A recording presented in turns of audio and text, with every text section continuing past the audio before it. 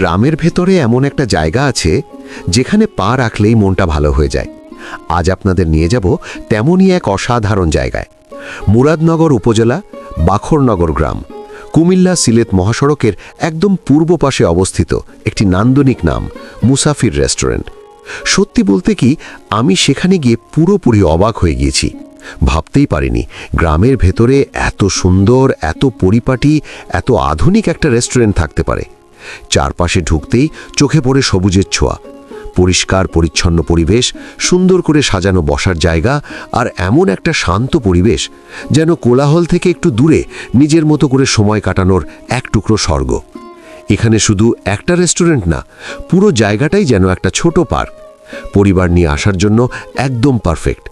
আমি দেখেছি অনেক পরিবার একসাথে এসেছে, ছোট বাচ্চারা খুশিতে ঘুরে বেড়াচ্ছে, মা বাবারা নিশ্চিন্তে বসে সময় কাটাচ্ছেন, কেউ আড্ডা দিচ্ছেন, কেউ আবার মোবাইল হাতে সুন্দর সুন্দর ছবি তুলছেন।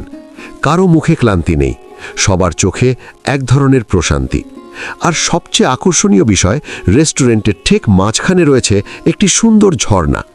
ঝর্ণার পানির শব্দ, চারপাশের পরিবেশ, সব মিলিয়ে এমন এক অনুভূতি যা শহরের ব্যস্ত জীবনে খুব কমই পাওয়া যায়।